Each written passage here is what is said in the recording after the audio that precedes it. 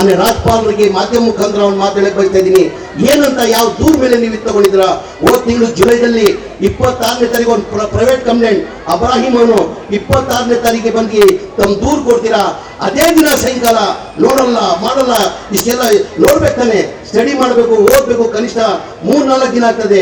26ನೇ ತಾರೀಕಿಗೆ ದೂರು ಕೊಡ್ತದೆ, ಸಾಯಂಕಾಲ ಅವ್ರನ್ನ ಸಾಯಂಕಾಲ ಮುಖ್ಯಮಂತ್ರಿಗೆ ನೋಟಿಸ್ ಕಳಿಸ್ತಾರೆ. ಅದಕ್ಕಿಂತ ಮುಂಚೆ ಇದೇ ಇಬ್ರಾಹಿಂ ಅವರು ಏನ್ 26ನೇ ತಾರೀಕು ಜುಲೈಯಲ್ಲಿ ಏನ್ ರಾಜ್ಪಾಲರಿಗೆ ದೂರು ಕೊಡ್ತಾರೆ, ಅದಕ್ಕಿಂತ ಮುಂಚೆ ಮೈಸೂರಲ್ಲಿ ಲೋಕಾಯುಕ್ತಲ್ಲಿ 15 ದಿನ ಹಿಂದೆ ಅವ್ರು ಕಂಪ್ಲೇಂಟ್ ಕೊಟ್ಟಿದ್ದಾರೆ. ಅದು FIR ಆಗಿರಲ್ಲ. ಒಂದೇ ದಿನಕ್ಕೆ ನಾವೆಲ್ಲ ಮಾಧ್ಯಮದವರು ಅರ್ಥ ಮಾಡ್ಕೊಳ್ಬೇಕಾಗ್ತದೆ. ಆಯ್ತಪ್ಪ, ಈಗ ಪ್ರಾಸಿಕ್ಯೂಷನ್ ಮಾನ್ಯ ಮುಖ್ಯಮಂತ್ರಿಗಳು ಕೊಟ್ಟಿದ್ರ, ಈಗ ಪ್ರಾಸಿಕ್ಯೂಷನ್ ಇದೆ. ಮಾನ್ಯ ಕುಮಾರಸ್ವಾಮಿ ಅವರ ಮೇಲೆ ಕೇಂದ್ರದ ಮಂತ್ರಿ ಆಗಿದ್ದಾರೆ. ಕುಮಾರಸ್ವಾಮಿ ಅವರೇ ಲೋಕಾಯುಕ್ತದವ್ರು ಕೇಳಿದ್ದಾರೆ, ಇದುವರೆಗೂ ಕೊಟ್ಟಿಲ್ಲ. ಮಾನ್ಯ ಮಾಧ್ಯಮ ಸ್ನೇಹಿತರು ಕೇಳ್ತಾ ಇದ್ರು, ಅವಾಗ ಮಾಧ್ಯಮದಲ್ಲಿ ನಾವು ನೋಡ್ತೀವಿ ಮಾನ್ಯ ಮುಖ್ಯಮಂತ್ರಿಗಳು ರಾಜೀನಾಮೆ ಕೊಡ್ಬೇಕಾದ್ರೆ.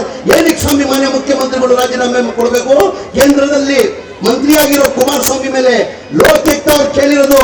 ಲೋಕಾಯುಕ್ತವ್ರು ಕೇಳಿದಕ್ಕೆ ಪರ್ಮಿಷನ್ ಕೊಡಲ್ಲ. 4 ಜನ ಮಂತ್ರಿ ಮೇಲೆ, ಹಿರಿಯ ಮಾಜಿ ಮಂತ್ರಿಗಳ ಮೇಲೆ ಕೇಳ್ತಾರೆ. ಜನಾರ್ದನ್ ರೆಡ್ಡಿ ಬಗ್ಗೆ ಕೇಳ್ತಾರೆ, ಶಶಿಕಲಾ ಜೊಲ್ಲೆ ಬಗ್ಗೆ ಕೇಳ್ತಾರೆ. ಅವ್ರಿಗೆಲ್ಲ ಯಾರಿಗೂ ಸ್ಯಾಂಕ್ಷನ್ ಕೊಡಲ್ಲ, ಮಾನ್ಯ ಮುಖ್ಯಮಂತ್ರಿಗಳು ಕೊಡ್ತಾರೆ.